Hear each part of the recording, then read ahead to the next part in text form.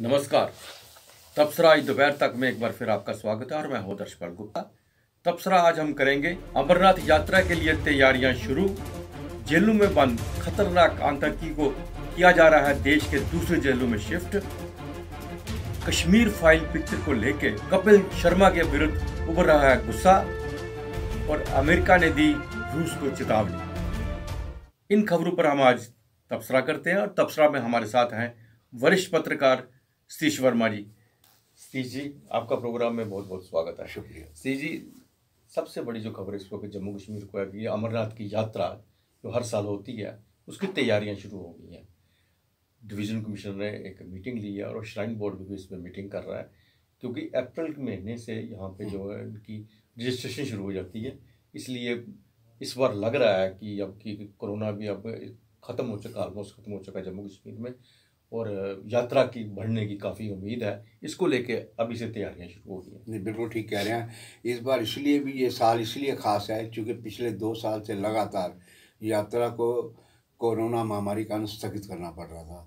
बल्कि उससे पहले अगर बात करें 5 अगस्त 2019 की, आपको याद होगा कि ठीक उसके 2 दिन पहले जब यात्रा चल रही थी तब अचानक विशेष दर्जा वाले सूबे के गृह विभाग ने, बल्कि ये कहा जाए उनके गृह सचिव जो हैं शालीन काबरा ने उस वक्त एक आदेश जारी किया था कि आतंकी बड़े हमले की थ्रेट है और जो भी यहाँ पर श्रद्धालु हो या सैलानी वो घाटी से बाहर निकल जाएं। उस समय बड़ी बदहवास से बदअमनी फैली थी, तो लोग जैसे तैसे घाटी से बाहर, तब भी यात्रा रुक गई थी। यानी कहने का मतलब यह है कि 2 साल कंप्लीट और 2019 की आधी यात्रा। अब इस बार उन तमाम चीज़ों को कवर अप करने के लिए इन कोशिश है, प्रशासन को समझ आ रहा है कि इस बार चूँकि काफ़ी लंबे समय के बाद यात्रा हो रही है, श्रद्धालुओं की तादाद भी उसी हिसाब से बढ़ सकती है, तो तमाम तरह के इंतज़ाम किए जा रहे हैं। बर्फ़ जो जमी है वहाँ गुफा के पास, उसका पूरा जो ट्रैक है बालटाल का, उसको पूरी तरह वाश आउट करने की बात है। उसके अलावा वहाँ टॉयलेट बनेंगे, लंगर सेवा, ये तमाम चीज़ें, और सुरक्षा खास तौर से।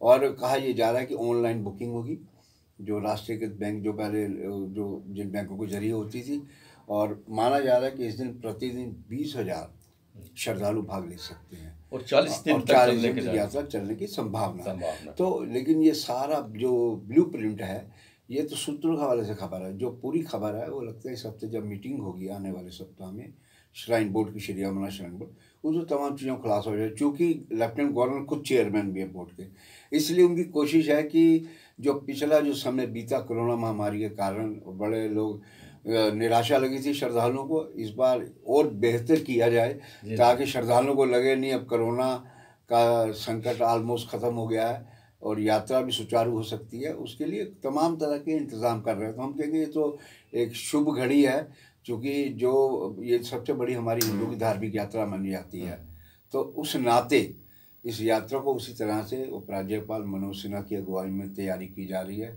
और हम कहेंगे, दुआ करेंगे, हम बाबा बोले भंडारी से ये दुआ करेंगे कि इस बार की जो यात्रा है, जो पुराना बुरा समय बीता है, एक बेहतर ढंग से हो, ताकि ऐसा याद ही ना आए कि हम कोरोना महामारी के दौर से गुजरे हैं, और इस बार दर्शन भरपूर हो श्रद्धालुओं। सी जी, जम्मू कश्मीर की जेलों में जो खतरनाक टेररिस्ट बंद किए हुए हैं, जिनको खतरा है, सब लग रहा है कि इनसे देश को और रियासत को खतरा है, और जेलों में भी वो लग रहा है कि वो सुरक्षित नहीं है, या कुछ वहीं से कुछ कर सकते हैं या करवा सकते हैं, तो उनको देश की दूसरी बड़ी बड़ी जेलों में शिफ्ट किया जा रहा है, जितने भी खतरनाक ये टेररिस्ट है। हालांकि जम्मू में भी अब एक बहुत बड़ी जेल बन रही है। कल रेवेन्यू डिपार्टमेंट ने जेल प्रशासन को एक 150 कनाल की ज़मीन अलाट की है कठुआ डिस्ट्रिक्ट में। एक बहुत बड़ी जेल यहाँ पे बन रही है, फिर उनको बाहर भेजने की जरूरत शायद ना पड़ेगी। लेकिन इस वक्त लग रहा है कि जम्मू में जो जेलें हैं अब काफ़ी देर से बनी हुई है, उसके बाद बहुत देर से कोई ऐसी नई जेल नहीं बने जहाँ कैदियों को रखा जा सकेगा, इसलिए इनको बाहर दूसरे देश के दूसरी जेलों में शिफ्ट किया जा रहा है। आप बिल्कुल ठीक कह रहे हैं। इस प्रकार के लगातार इनपुट्स मिलते रहे हैं, और बल्कि हम बात कर रहे हैं यहाँ की कुख्यात कोट बलवाल जेल की। आपको मालूम ही है कि समय समय पर पिछले लंबे कालखंड में कई वहाँ रेड्स हुई अचानक, भारी पुलिस बंदोबस्त के साथ, सुरक्षा एजेंसियों के साथ, और वहाँ पर न केवल मोबाइल, बल्कि सिम कार्ड और भी गैजेट्स मिले, जिससे साफ जाहिर होता था कि ये बाहर की दुनिया से कुछ खेल कर रहे हैं। और बल्कि फिरौती का भी कारोबार इसी कोट बलवाल जेल से, जिसमें नागर सिंह वगैरह का जो मसला आया था वो भी सुर्खियाँ बनता रहा। तो केवल इतना नहीं है, बल्कि आपको याद होगा कि पिछले साल जब जिला पुंछ के LOC के मेंढर सुरनकोट में एनकाउंटर हुए थे, उसमें हमारे 9 के 10 जवान शहीद हुए थे। तो उस टाइम एजेंसियों को भनक लगी थी कि कोट बलवाल जेल में एक आतंकी बंद है जो जेल से ऑपरेट कर रहा है, तो उसको वहाँ ले जाया गया था जेल से निकाल के, लेकिन वो मुठभेड़ में मारा गया था। तो ये वास्तव में, और श्रीनगर जेल तो इनके लिए जन्नत रही है। श्रीनगर में जो अलगाववादी थे एक ज़माने में या आतंकवादी थे, वो तो वहाँ पर उसको ऐसा लगता है कि जैसे 5 स्टार होटल में रह रहे हैं। तो ये तमाम चीज़ें हैं खुफिया और सुरक्षा के नज़रिए से। एक तो इनके नेटवर्क को ध्वस्त करना कि जेल से बैठ के जो ये नाजायज़ कानून करते हैं, राष्ट्र विरोधी गतिविधियाँ चलाते थे। और आपको ये भी याद होगा कि बहुत से अलगाववादी पहले से ही दिल्ली की तिहाड़ जेल में बंद है, जिसमें यासीन मलिक हैं, बिट्टा कराटे हैं, शबीर शाह और भी बड़े नेता अलगाववादी वो ऑलरेडी पहले बंद हैं। तो इस सुरक्षा की दृष्टि से उठाया गया एक बड़ा कदम है। और अभी ये भी सूत्र ये भी कह रहे हैं कि अभी और भी लोग हैं जिन पे निगाह रखी जा रही है, रडार पर हैं। जैसे उनकी पुष्टि होगी उनको भी अरेस्ट करके, या जो ऑलरेडी जेल में बंद हैं उनको भी देश की बाहर की जेल, जैसे दिल्ली की तिहाड़ जेल है, UP की जेलें हैं और हरियाणा की जेलें, इन 3 स्टेट की जेलों में इनको शिफ्ट किया गया और किया जाएगा।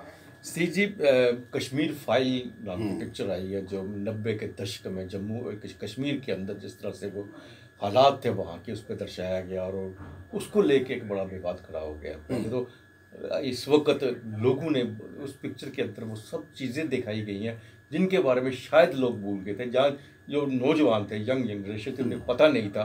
उसको देखने के बाद लोगों ने इस पिक्चर को बहुत सराहा और बहुत महसूस किया। लेकिन सबसे बड़ी बात है जो इस वक्त जम्मू के अंदर कपिल शर्मा, जो कॉमेडियन कपिल शर्मा शो चलाता है, उसका प्रोड्यूसर जो है सलमान खान है, उसके विरुद्ध जो है यहाँ पे प्रोटेस्ट हो रहे हैं, क्योंकि उसने इस पिक्चर को अपने शो में प्रमोट करने से इनकार कर दिया था। हालांकि हर पिक्चर को वो अपने शो में प्रमोट करता है और उसके लिए वो पैसे, अच्छे खासे पैसे लेता है। चूँकि इनका इल्ज़ाम है कि इसका सलमान खान प्रोड्यूसर है, इसलिए इसने जानबूझकर इसको इनकार किया है ताकि इसकी प्रमोशन ना हो। लेकिन पिक्चर को पहले स्टे भी लिया गया, स्टे टूटा, उसके बाद फिर प्रॉब्लम आई इसको। अल्टीमेटली जब पिक्चर थिएटर में आई, थिएटर में देखने के बाद लोगों ने उस पिक्चर पे जो पता चला कि कपिल शर्मा ने इसको इनकार किया है अपनी शो में प्रमोशन देने के लिए, उसके विरुद्ध जो है प्रोटेस्ट कर रहे हैं। नहीं, वो ठीक है। कपिल शर्मा ने, हालांकि उसको सफाई दे रहे हैं कपिल शर्मा अपने तरीके से। इनका कहना ये है कि जिन्होंने फिल्म अग्निहोत्री जिन्होंने बनाई वो चाहते थे कि वहाँ प्रमोट हो, लेकिन इस प्रकार के भी बातें सामने आ रही हैं कि इससे 2 समुदाय में फिर वैमनस्य फैल सकता है, वो जख्म फिर हरे हो सकते हैं। उनका तर्क ये है। हम समझते हैं हालांकि पिक्चर जो है उसमें फिक्शन तो होगा नहीं, यथार्थ के धरातल पर खड़ी गई फिल्म है, लेकिन फिर भी कई बार देखा जाता है कि इस प्रकार की जो सच फिल्में भी होती हैं उससे फिर एक बार फिर माहौल बिगड़ने की कोशिश की जाती है, दोनों कोई ना कोई पक्ष द्वारा। आपका कहना ठीक है। जो 90 के दशक में जो पलायन हुआ, आज जो बच्चे 30 साल 28 साल 29 साल के बच्चे हो गए हैं, उनके दिमाग में वो दृश्य तो उन्होंने देखा नहीं है कि कितना भयावह दौर था, वो डरावना दौर था। किस तरह उनके माँ बाप वहाँ से घाटी निकल पाए और किस तरह देश के मुख्तलिफ, जम्मू में भी हैं, देश के मुख्तलिफ भागों में, दुनिया के दूसरे हिस्सों में भी चले गए। तो हम समझते हैं ये इस पर एक विवाद है और इस विवाद को लेकर आज बजरंग दल ने डेमोन्स्ट्रेशन किया है उनके खिलाफ।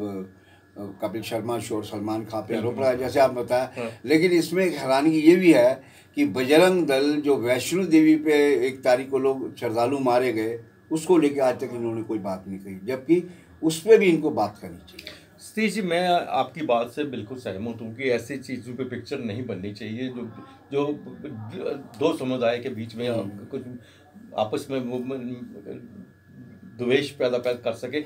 लेकिन जब पिक्चर थिएटर पे आती है उससे पहले बहुत चीज़ें हैं जो करते हैं। बिल्कुल, पिक्चर को लिखा जाता है, पिक्चर को अप्रूव किया जाता है, पिक्चर बनती है, सेंसर बोर्ड है, सेंसर उसको पास करता है। अगर उसको लगता है ये सब चीज़ें हैं तो उस वक्त क्यों नहीं ये सब चीजें करता? ये इसकी इसकी हम कश्मीर फाइल की सिर्फ बात नहीं कर रहे हैं, कई बहुत सी फिल्में पिक्चरें आई हैं बिल्कुल ठीक जो है। थिएटर में आने के बाद जिस हाँ, पे बवाल बवाल मचता है। में जो मिटा है, जब बवाल थिएटर पे आती ही क्यों है? इसको अप्रूव ही क्यों करते हो? इसको दिखाते ही क्यों हो? इसको सेंसर से पास ही क्यों करवाते हो? तब ये सब चीजें कर जाते हैं। उसके बाद मुझे लगता है ये प्रमोशन का एक सबसे बड़ा तरीका यही है। इसमें मैं कश्मीर फाइल की बात नहीं कर रहा, कश्मीर ये फाइल कई फिल्म में जान के विवादों में लाई जाती जानबूझ के हैं। विवादों में लाया जाता है, जितनी विवादों में होती है, चाहे वो करनी सेना को लेकर, लेकिन उतनी उसकी टीआरपी बढ़ती है। उतनी बढ़ती है। कश्मीर फाइल जो है उसके लिए हम कह सकते हैं कि वो एक हकीकत दिखाई गई है। और चूंकि एक बहुत बड़ा बीच में गैप आया था, इससे पहले जो पंडित है, क्या नाम उनका, जिन्होंने अशोक पंडित, उन्होंने भी एक कश्मीर के ऊपर ऐसी पिक्चर बनाई थी, शीन पिक्चर बनी थी। और उसके बाद काफी एक गैप पड़ गया। गैप पड़ने से ये हुआ कि इसको भूल चुके थे जो, और जो बच्चे, जैसा आपने पहला कहा, उस वक्त 90s में बहुत छोटे थे, जब बाद में पैदा हुए बच्चे, उन्होंने वो सब चीजें सुनी हुई थी। सुनने और देखने में थोड़ा सा अंतर आता है। जब वो सामने चीज देखते हैं तो उन्हें लगता है कि मेरे माँ बाप के साथ ऐसा हुआ, मेरे भाई बहन के साथ ऐसा हुआ, तो एक जज्बाती वो हो जाते हैं, वो ठीक बात आपने ये कही। लेकिन इसको ऐसी पिक्चरें अगर लगता है आपको माहौल खराब करती है, सेंसर बोर्ड को पहले ही देखना चाहिए। एक इसमें पेच और भी है, ये इस फिल्म की बात नहीं कर रहे, कई फिल्में ऐसी भी अप्रूव की जाती हैं जो कि राजनीतिक चश्मे से बनाई जाती हैं। मान लीजिए मैं ए पार्टी में सत्ता में हूँ और मुझे बी को बदनाम करना है, तो मैं बी के खिलाफ फिल्म बनवा के उसको अप्रूव कर दूंगा। कई बार ये भी ऐसा हुआ है कि पॉलिटिकल चश्मे से चीज़ों को तैयार करवाया जाता है सत्ता पक्ष द्वारा, और दूसरे पार्टियों या दूसरे नेताओं को बदनाम करने के लिए पिक्चर चलवाई भी जाती हैं। लेकिन ये जो फिल्म है जिस पर अग्निहोत्री दावा कर रहे हैं, हमने नहीं देखी अभी तक, दावा कर रहे हैं और सच भी है, कश्मीरी पंडितों ने उसमें बड़ा जुल्म और बड़ा प्रताड़ना सही है। कोई अपनी जन्मभूमि को कैसे छोड़ सकता है, ये कल्पना करना बड़ा खतरनाक है। उनको उस दौर में किस तरह निकले घर से, कैसे सुरक्षित वहाँ से बच्चों को लेके, छोटे छोटे बच्चों को, तो वो दौर याद आता है तो रोंगटे खड़े होते हैं। ये सेम वही है जैसे 47 का देश विभाजन हुआ था। हम इसलिए ज़्यादा महसूस करते हैं क्योंकि हम भी जब विभाजन के शिकार रहे हैं पाकिस्तान में, तो हम समझ सकते हैं कि कश्मीरी पंडितों ने बड़ा जुल्म बर्दाश्त किया है। लेकिन बात फिर वहीं आती है, आपने जैसे कहा, हम भी मानते हैं और भी जानकार कहते हैं कि जो चीज़ें बंद हो चुकी हैं, कोशिशें ये भी हो रही है ना सरकार की ओर से कि भैया हम घर वापसी करेंगे, कश्मीर में दोबारा लौटेंगे।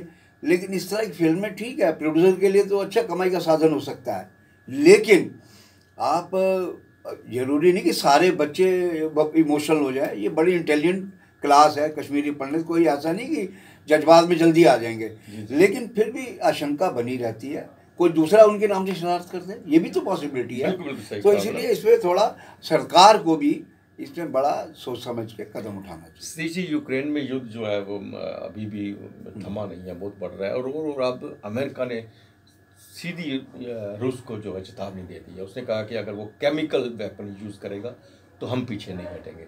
इसका मतलब ये है कि अगर अमेरिका इसमें कूदता, जब वो केमिकल वेपन यूज़ करता था, उससे विश्व युद्ध का एक बहुत बड़ा खतरा सामने आ जाता है। नहीं, आप बिल्कुल ठीक कह रहे हैं। देखिए ना, आज 17वां 18वां 19वां दिन है और जो रूस ये समझे बैठा था कि मैं 72 घंटों में कंट्रोल कर लूँगा यूक्रेन को पूरे को, उसको भी मार पड़ रही है। ऐसा नहीं है, इस जंग का जब अगर जो मुनाफा कमा रहा है वो अमेरिका और चीन को हो रहा है, क्योंकि इसने उन पर सेंक्शन लगाई हैं, उसके सब काम धंधे चौपट हो रहे हैं रूस के।